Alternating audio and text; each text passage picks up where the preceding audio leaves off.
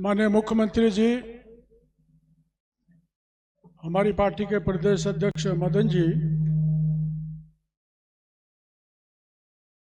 उप मुख्यमंत्री भाई प्रेम जी, मंच पर विराजमान सभी मेरी पार्टी के सम्मानित नेतागण, उपस्थित कार्यकर्ता भाइयों, मैं ज्यादा नहीं बोलूंगा। मैं तो रात दिन आपके बीच में बोलता रहता हूं और 45 साल से बोल रहा हूं, और आपने मेरे को ऐसा प्यार दिया है कि सर्वत्र दौसा की जनता, मुख्यमंत्री जी मेरे को बाबा कह के पुकारते। तो मैं आपका बाबा हूं ना बाबा। और आपकी दादी, जरा गोरमा जी खड़े हो ना,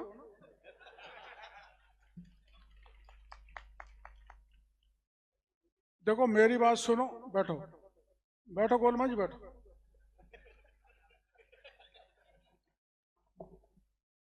ये सब नेता कार्यकर्ता हम बैठे हैं यहाँ पर, आप भी हो। ये अकेली 50% वोटों की मालकिन है।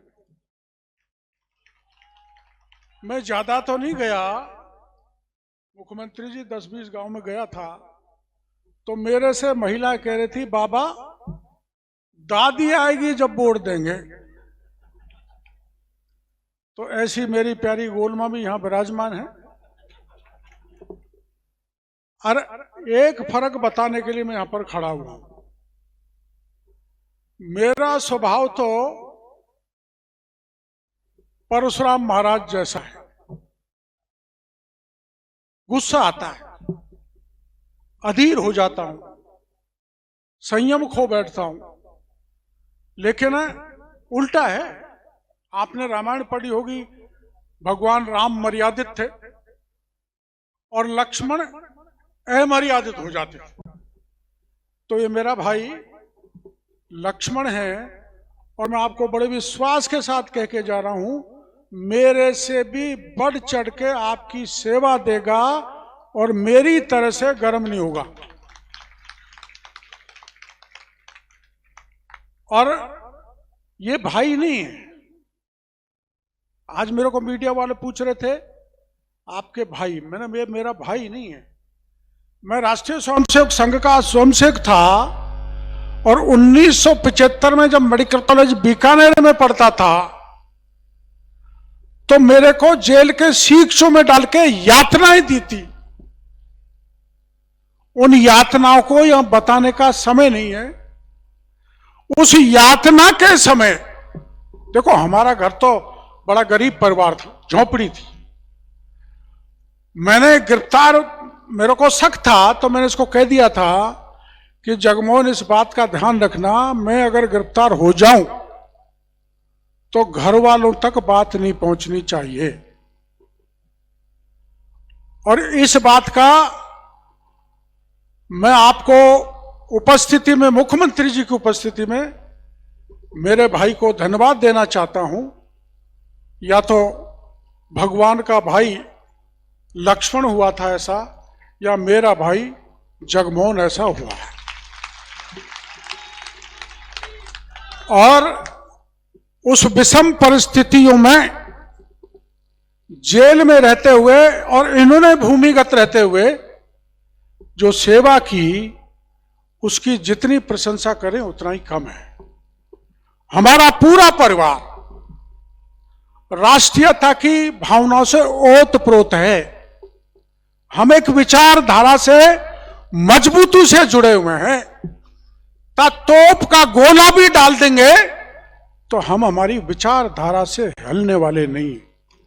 हमारे लिए पद कोई महत्व नहीं रखता। हमारे लिए समाज, मानव की सेवा और देश की सेवा करना सबसे बड़ा उद्देश्य है।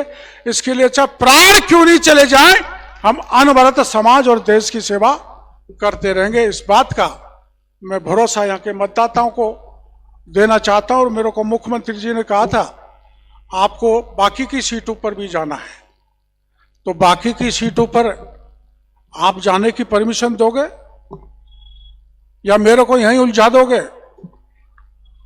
अरे मेरे को यहीं उलझा दोगे कि बाकी की सीटों पर जाने की परमिशन दोगे?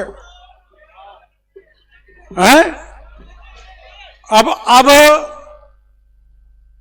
मुख्यमंत्री जी का एक धन्यवाद देना चाहूंगा। आप 40-50 हजार लोगों को मैं ले गया था और अपन घाट की गुनी पर जाके बैठे थे ना? मैंने गहलोत साहब से कहा था कि जितने भी पेपर लीक हुए उन अपराधियों को गिरफ्तार करो। उन्होंने बचा दिया, कांग्रेस के बड़े बड़े मंत्री विधायकों को बचा दिया। और आमतौर पे मुख्यमंत्री जी बयान देते रहते हैं कि हमने मछली नहीं, अब चुनाव के बाद मगरमच्छों को भी जेल में डालेंगे।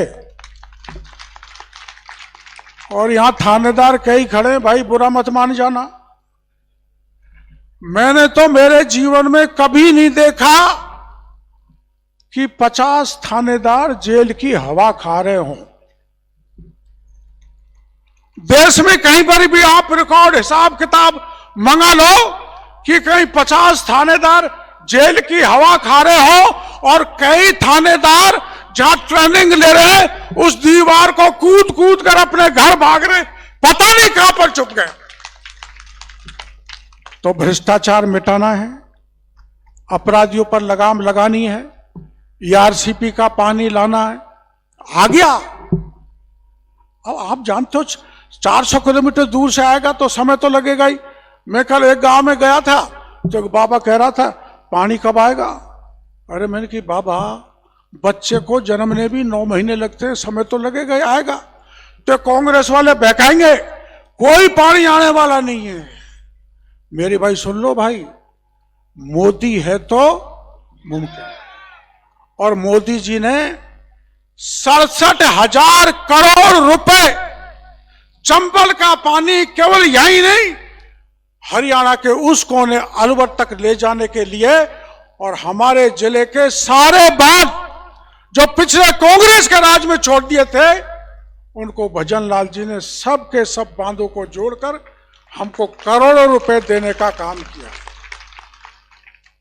और जैसे हमारे जगमोहन कह रहे थे, यहां उद्योग तो वैसे ही आएगा। कुछ दिनों बाद, मैं जब तक जिंदा रहूं कि नहीं रहूं कोई पता नहीं, पर यह दौसा मोदी जी ने एक ऐसी सड़क बना दी दिल्ली से मुंबई तक, और चंबल का पानी चंबल से यहां तक आ गया, जो आ जाएगा तो यह दौसा कुछ साल बाद गुड़गांव मिलेगा आपको। गुड़गांव की तरह से दौसा का विकास होगा। शिक्षा की दृष्टि से इसको विकसित करेंगे। मैं आभार प्रदर्शन करना चाहूंगा, मुख्यमंत्री जी का बजट का भाषण हो गया तो मैं मिल नहीं पाया था। तो आप नीलकंठ को जानते हो, नीलकंठ बाबा को, जो मेरा जैसा बुढ़ा है, बड़ी उम्र का है, गोलमा है, चढ़ नहीं सकती। तो एक ऐसा उसमें वो लगाएंगे रोप वे मुख्यमंत्री जी कि आराम से बैठ के जाओ और नीलकंठ के दर्शन करो और दर्शन करके आराम से उतर के आ जाओ। आप लोगों को ध्यान होगा वसुंधरा जी के राज में नीलकंठ को सीढ़ी मैंने लगवाई थी ना। अभी नंदलाल जी बता रहे थे पपलाज माता की सड़क वसुंधरा जी के सरकार में बनी थी। रोपवे भजन लाल जी बनाएंगे, चौमुखी विकास दौसा का भजन लाल जी करेंगे। और हमने जो किया, आप जाके घर पे हिसाब कर लेना कि 40 साल के शासनकाल में सबसे ज्यादा काम अगर हुआ तो भारतीय जनता पार्टी के राज में हुआ, वरना कांग्रेस ने हमको नहीं संभाला, इस इलाके की जनता को नहीं संभाला। कांग्रेस ने भाई से भाई को लड़ाया, जाति से जाति में लड़ाया, धर्म से धर्म को लड़ाया और भारी भ्रष्टाचार फैलाया। हमारी सरकार ने तय किया है कि जो भ्रष्टाचार फैलाएगा उसका मुंह का खाया हुआ नाक में होकर निकालेगी भजन लाल सरकार। ये सरकार ने तय कर रखा है। मैं ज्यादा समय नहीं लूंगा, मैं सवाई माधोपुर से विधायक, और अगर आपने जगमोहन को यहां से विधायक बना दिया तो डबल इंजन, हम ट्रिपल इंजन हो जाएंगे, है ना? Triple engine. और ट्रिपल इंजन क्या कबाड़े करता है आप वो अंदाज लगा सकते हैं। इसलिए आपका हर तरह से विकास करने की जिम्मेदारी हमारी है, मेरी मैं करता रहा हूं। और जगमोहन लाल मेरा भाई तो है, लेकिन उससे बढ़कर भारतीय जनता पार्टी का 1975 से लेकर अब तक सबसे बड़ा समर्पित और कर्मठ कार्यकर्ता है। और पार्टी ने एक कर्मठ कार्यकर्ता को टिकट दिया है, इसके लिए मैं पार्टी का बहुत बहुत आभार प्रदर्शन करना चाहता हूं, धन्यवाद देना चाहता हूं। और कार्यकर्ताओं से आशा करता हूं कि आप इतने वोटों से जिता के भेजो जिससे भजन लाल जी की कली कली खुल जाए, इनका मन प्रसन्न हो जाए और मेरे प्रदेश अध्यक्ष राजी बने रहें, मदन जिनके कोई मद नहीं है, कोई घमंड नहीं है। और ऐसे ही हंसमुख हमारे मुख्यमंत्री जी हैं। मैं बेशक नाराज हो जाता हूं, मेरे स्वभाव में नाराजगी, लेकिन कभी बुरा नहीं मानता। और आपसे भी नाराज हो जाता हूं तो आप बुरा नहीं मानते। पर आपने देखा है कोई बाबा जी जब नाराज हो जाता है ना, चिमटा मारता है, उस शिष्य का काम जरूर होता है। और मैं जब किसी से नाराज हो जाऊं तो ये मान के चलो उसके चिमटा पड़ गया, उसका काम हो गया। इसलिए हम मिलजुल के काम करेंगे। अभी कांग्रेस ही फैलाएंगे, भाई भतीजावाद, दो दो तीन तीन एक परिवार में, ऐसा बातें करेंगे। लेकिन परिवारवाद ये नहीं होता।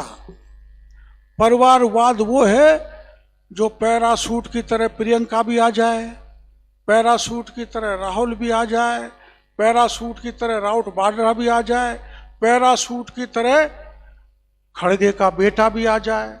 तो पैरासूट नहीं है, हम तो जमीन पर खड़ा होके 45 साल तक काम किया है।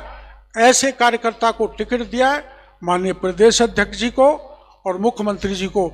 इसके लिए मैं बहुत बहुत आभार प्रदर्शन करना चाहूंगा। और मेरे को भरोसा है कि दौसा की जनता निश्चित रूप से जगमोहन को विजयी बना के विधानसभा में भेजेगी, इसका मैं भरोसा है।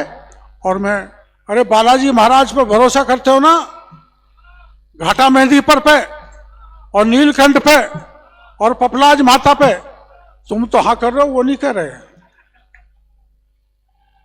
पपलाज माता की कसम खा के जयकारे बोलो कि कुछ भी हो जाए जगमोहन को जिता के मदन जी और भजन लाल जी की झोली में ये डालना है।